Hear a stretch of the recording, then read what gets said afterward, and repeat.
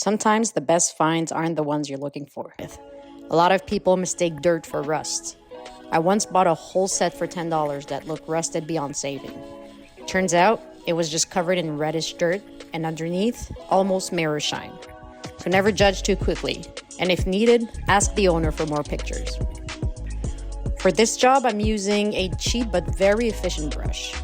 The bristles are tough but don't scratch the metal, and it has a little liquid compartment where I load it with warm water and dish soap. You can find the link in the description.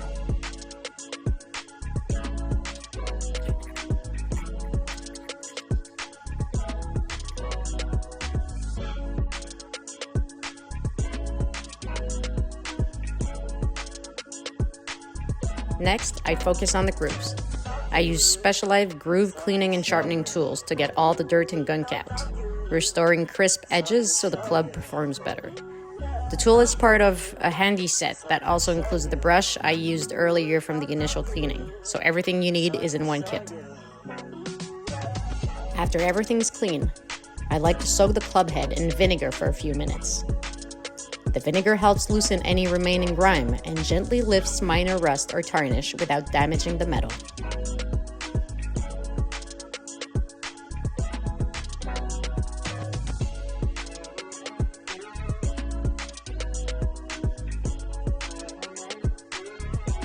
Once that's done, I add some baking soda, which neutralizes the acid from the vinegar and adds a bit of mild abrasion for a final light polish. It's environment friendly and safe to use, unlike a lot of harsh rust removers, so you don't have to worry about fumes or chemicals. Once it's clean, I put a bit of paint remover directly on the lettering and let it sit just long enough to soften the old paint.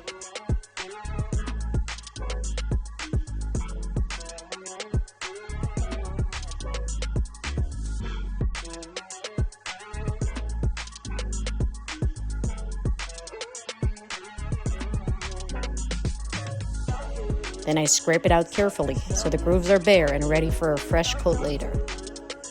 Only after that do I head over to the shack to start the buffing process. Now we move into buffing, which is where the real magic happens. The goal here isn't to grind down the metal, it's just to refresh the finish and remove the old clear coat. If you cut too deep and go through the chrome layer, you'll expose the steel underneath, and that's when rust comes fast. So, patience and control are key. Next up, the black compound abrasive wheel. Think of this as leveling out the finish and smoothing deeper marks. Again, careful not to go too far.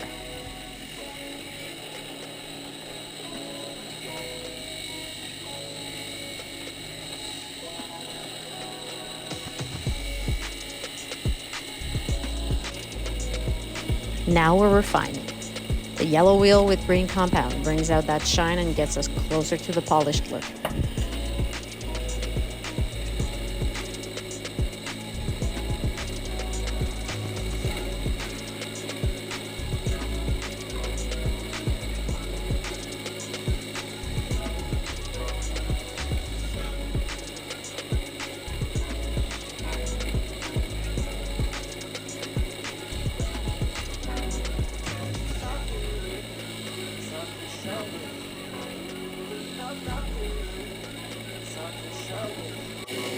Finally, the cotton wheel with white compound.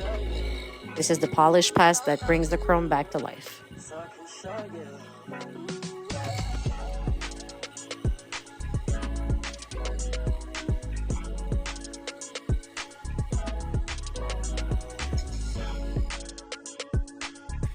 Once that's done, I give the club another quick clean with the brush just to get rid of any stuck compound dust.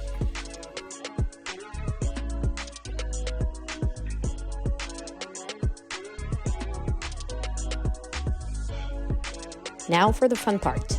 It's time to bring the lettering back. I use automotive metal paint because it's built to stick to metal and last. Just take your time filling in the details.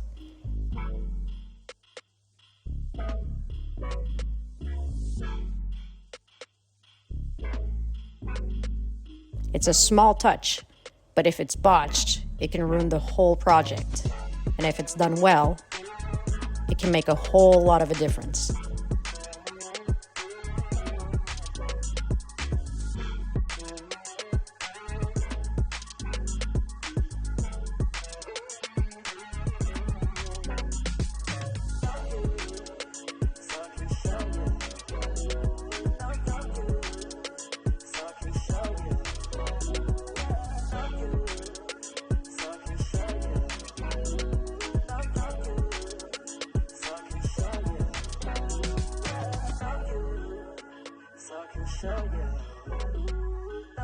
For the finish, I'll add 3 coats of car clear coat.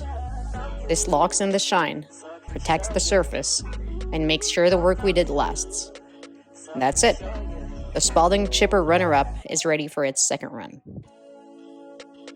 So there you have it. A simple cleanup, buff, repaint, and seal. Nothing too fancy, because at the end of the day, this isn't a big value flip. But even budget finds deserve to shine. This club only will repay for that bag I bought for 15 bucks.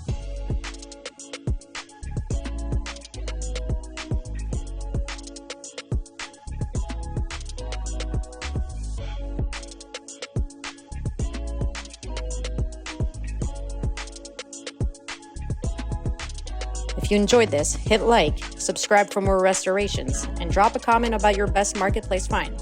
Until next time, from rust to shine.